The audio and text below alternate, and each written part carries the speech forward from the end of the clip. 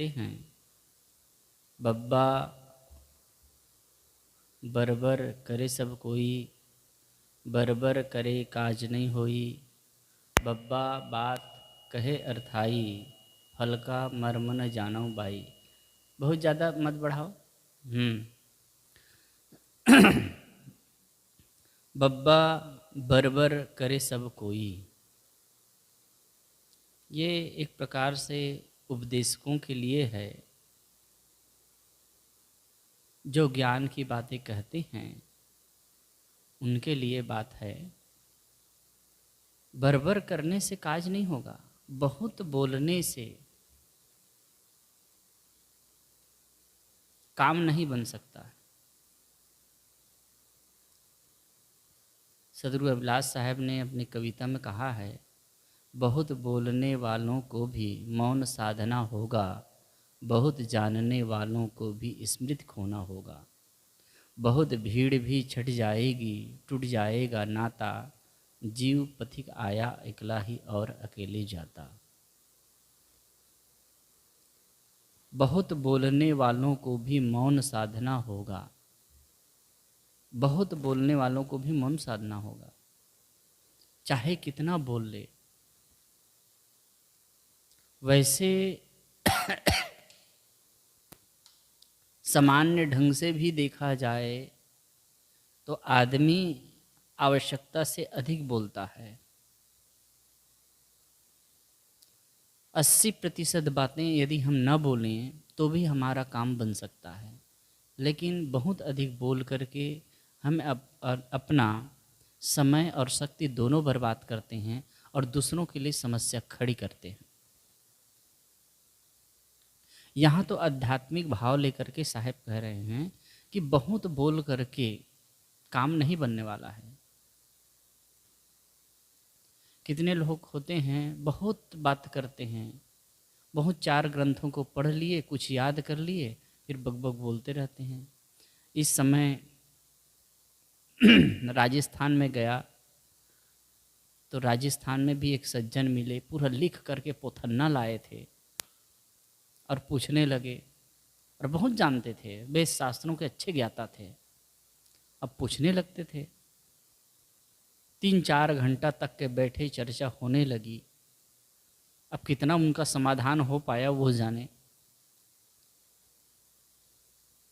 ऐसे होते हैं, जानते तो हैं बहुत। एक और दूसरे सज्जन से मुलाकात हुई, वह भी बहुत ज्ञानी, ब्रह्म ज्ञान की चर्चा कर रहे थे, लेकिन उनका बोलना बंद ही नहीं होता था। मैं कभी इतना जानते हो इसका मतलब क्या है? अपने में स्थिर नहीं हो, अंदर से बलबला रहे हो। साहब यहाँ संकेत करते हैं, बरबर करे काज नहीं हुई, बहुत बोलने से काम नहीं बनने वाला है। क्यों? क्योंकि मन के मौन के लिए वाणी का मौन आवश्यक है।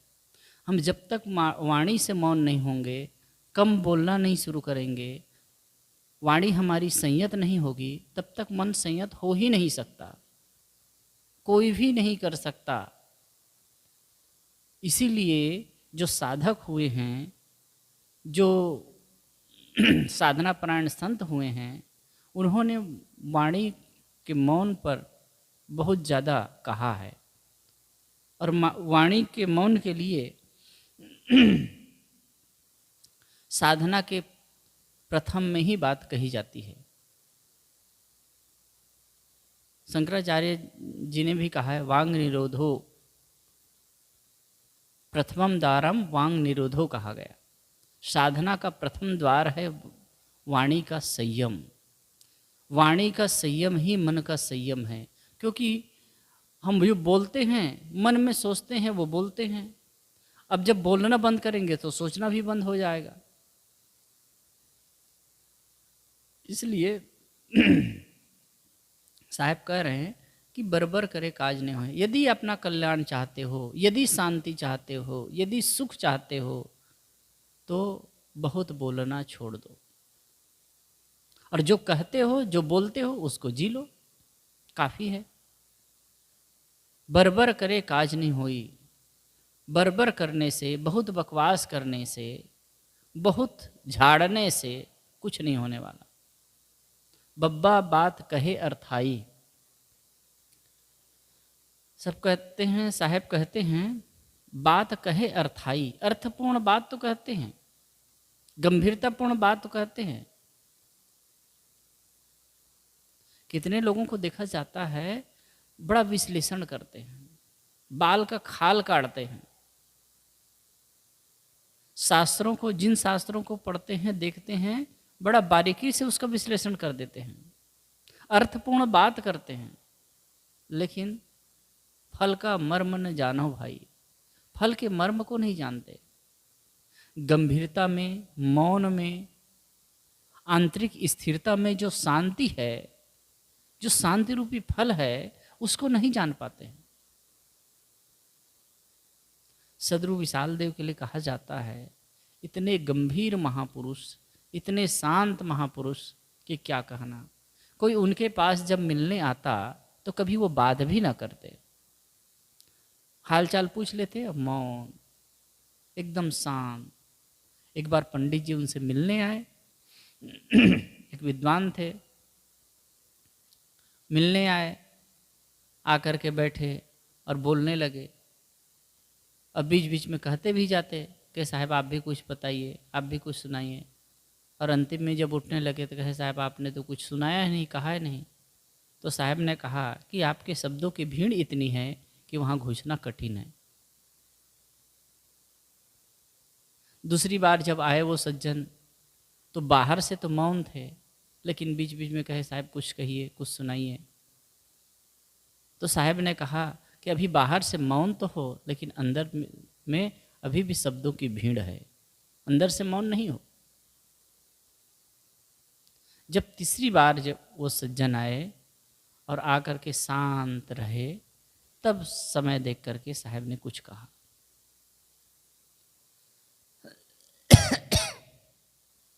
वास्तव में जो स्थिरता में, परमानंद में, आत्म स्थिति में रह चुके हैं, उनको ये जो बोलना व्यर्थ का बकवाद लगता है।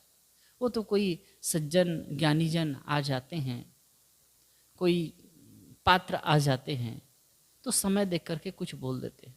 कहा जाता है महात्मा बुद्ध को जब बुद्धत्व की प्राप्ति हुई, जब उनको ज्ञान हुआ तो वो शांत हो गए और अपने में मस्त रहने लगे। फिर उनके अंदर में लगा कि मेरे जैसे कोई जिज्ञासु होंगे, मेरे जैसे जो दुखी होंगे, वो दुख मुक्त होना चाहते होंगे, तो उनके लिए कुछ कहना चाहिए। फिर धीरे से कुछ कहने लगे।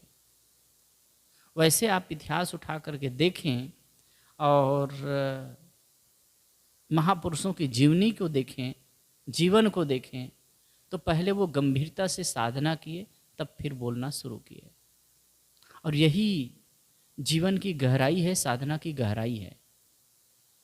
और वास्तव में जो वो फल को जानता है, जो शांति रूपी फल को के मर्म को समझता है, जो उसको आस्वादन करता है, प्राप्त करता है, वो फिर व्यर्थ का बकवास नहीं करता, व्यर्थ के प्रपंच में नहीं पड़ता। वाणी जाल में पढ़ना मतलब प्रपंच में ही पढ़ना है। इसलिए उपनिषद में भी कहा है प्रपंचोपशमम शांतम शिवम अद्वैतम चतुर्थम मन्यन्ते सा आत्मशविज्ञया। प्रपंच का जब उपशमन हो जाता है तब शांतम शिवम, शांत हो जाता है, शिव कल्याण स्वरूप हो जाता है। तो इसलिए यहाँ कहते हैं बरबर करे काज नहीं होई, बब्बा बरबर करे सब कोई, बरबर करे काज नहीं होई, बब्बा बात कहे अर्थाई, फल का मर्म न जानो भाई। सीधा संकेत है कि बहुत बोल करके काम नहीं बनने वाला। इसलिए वाणी की गंभीरता, वाणी की स्थिरता, वाणी का संयम होना चाहिए। और जो कुछ ज्ञान की बातें जानते हैं उसको जीना है। और जो आदमी इस शांति रूपी फल को समझता है वो व्यर्थ का बकवास नहीं करता। आगे चौपाई में कहते हैं भब्भा भभरी रहा भरपूरी, भवरे ते हैं नीरे दूरी, भब्भा कहे सुनो रे भाई, भवरे आवे भवरे जाई। भब्भा भभरी रहा भरपूरी, भब्भा भभरी रहा जग पूरी, जगत में भभरी भय भरपूर है। भय और भ्रम दो चीज़ हम कह सकते हैं। संसार में भय और भ्रम भरपूर है। आप दुनिया में देखिए, एक तरह से कहें भ्रम है इसलिए भय है। कोई भी व्यक्ति भय से रहित नहीं है। एक तो बाहर संसार को देख करके, भोग ऐश्वर्य को देख करके सुख का भ्रम होता है, विषयों को देख करके सुख का भ्रम होता है। और दूसरी बात है छूट जाने का भय होता है।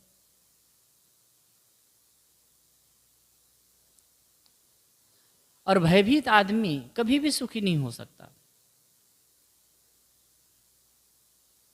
जहां तक देखें प्रायः संसार के लोग भय और भ्रम में ही पड़े रहते हैं। एक तो संसार का सुख का भ्रम है और मान्यताओं का भ्रम है। अनेक प्रकार की मान्यता बना लिए हैं और उनके भ्रम में पड़ करके भयभीत बने रहते हैं। और जब तक ये भय और भ्रम जीवन में रहेंगे, आदमी सुखी कैसे हो सकता है?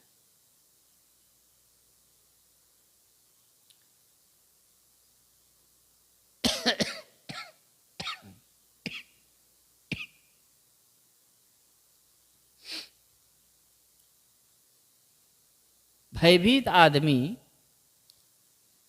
वैसे इस पर थोड़ा सा बारीकी से निरीक्षण करें तो भय होता है केवल भ्रम से। चाहे भूत प्रेत, देवी देवता, जिंद चुड़ैल, शकुन अपशकुन, लग्न मुहूर्त, किसी भी बात को लेकर के भय होता है भ्रम से। ये जितनी बातें हैं ना, केवल मन की अवधारणा मात्र है, लोगों की मन की बनाई हुई एक लीक है और उसको लेकर के भयभीत होते हैं। जैसे कि बिल्ली ने रास्ता काट दिया, भय हो गया। बिल्ली ने रास्ता काट दिया तो भय हो गया। कोई छूछा घड़ा देख लिया तो भय हो गया। कोई मुहूर्त पर काम नहीं कर पाए या ऐसा कुछ मुहूर्त आ गया तो भय हो गया। ये सब भय हो क्यों बनाया हुआ है? और उसी समय में दूसरा आदमी काम कर रहा है। आश्चर्य तो तब होता है, आदमी को शुभ काम करने के लिए मुहूर्त चाहिए और अशुभ काम करने के लिए मुहूर्त की आवश्यकता नहीं पड़ती। उस समय कोई देखता है क्या? तो भ्रम है इसलिए भय है। संसार में सुख का भ्रम है इसलिए संसार की वस्तुओं को छूटने का, यह शरीर के प्रति मोहवश भय होता है। भ्रम भी है, जैसे कि भ्रम है जो वस्तु जैसा नहीं है उसको वैसा समझना, यही भ्रम है। इसी को अध्यात्म के शब्द में, दार्शनिक शब्द में अविद्या कहा गया। अविद्या कहा गया। जो जैसा नहीं है उसको वैसा समझना, यह भ्रम है। जैसे कि रात में देखे ठूठ है, ठूठ को देख करके चोर का भ्रम हुआ, रस्सी को देख करके सांप का भ्रम हुआ, अब भ्रम से ही भय पैदा हुआ। ठूठ चोर नहीं है लेकिन ठूठ को देख करके चोर का भ्रम होता है। रस्सी सांप नहीं है लेकिन रस्सी को देख करके सांप का भ्रम हुआ। लेकिन जब भ्रम हो जाता है तो भासता है वही है और भयभीत हो जाते हैं। मतलब विपरीत समझ, उल्टी समझ, बुद्धि में एक भ्रम पैदा हो गया। इसी को दार्शनिक शब्दों में अविद्या कहा गया। योग दर्शन में पंच क्लेश की चर्चा की गई है। अविद्या, अस्मिता, रागद्वेष और अभिनिवेश। इन पंच क्लेशों में अविद्या को पीछे के जो 4 क्लेश है उसकी जननी कहा गया। अविद्या ही और क्लेशों की जननी है। अस्मिता, अविद्या, अस्मिता, रागद्वेष और अभिनिवेश। तो अस्मिता, रागद्वेष और अभिनिवेश की जननी ये अविद्या है। अविद्या क्या है थोड़े में हम चर्चा करें तो अनित्या सूचि दुखनात्मसु नित्य सूचि सुखात्म ख्यातिर्विद्या। अनित्य, अनात्म, दुख, अनित्य, अनात्म, दुख, ये इसकी विपरीत समझ। अनित्य सूची, अनित्य, असुचि, अनात्मा और दुख में विपरीत समझ का होना अविद्या है। अनित्य क्या है? संसार में जो कुछ भी हम देखते हैं, जहाँ तक हमारी नजरें जाती है, गोस्वामी जी ने कहा भी है, गो गोचर जहाँ लग मन जाई, सो सब माया जानहु भाई। तो जहाँ तक हमारी नजरें जाती है वो माया है।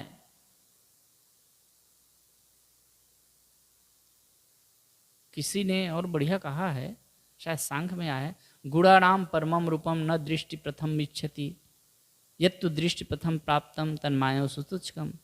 गुणों के परम रूप को, परम सत्यता को आंखों से नहीं देखा जा सकता, दृष्टिपथ से नहीं जाना जा सकता, और जिसको दृष्टिपथ से जानते हैं वो माया के समान अत्यंत तुच्छ है।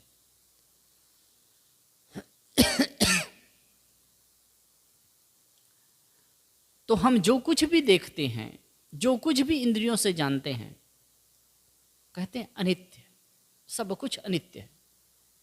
नित्य लगता है, भासता है, लेकिन है नहीं। जो कुछ भी नजरे में आती है, आंख जिसको आंकती है, रूप का अंकन नहीं है, दृश्य का व्यापार है, दर्शन नहीं।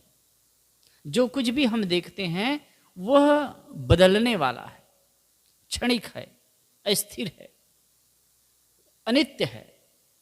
और अनित्य को नित्य मानना, मोह क्यों होता है नित्य मान करके? असुचि, अपवित्र है। जो कुछ भी है संसार में अपवित्र ही है। किसी के शरीर को देख करके हम ललचाते हैं, किसी के शरीर को देख करके आसक्त होते हैं। शरीर में क्या है? हाड़ मांस मल मूत्र ही भरा हुआ है। और जहां तक भी है संसार, कीचड़ पानी गर्दा गुब्बार ही तो है। हमारा अपना शरीर जिसको हम मान करके गर्व करते हैं, इसमें क्या भरा हुआ है?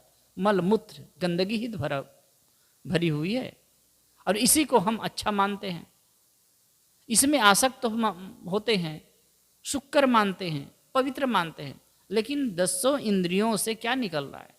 मतलब 5 इंद्रियों से, 10 द्वारों से क्या निकलता है? गंदगी ही तो निकल रही है।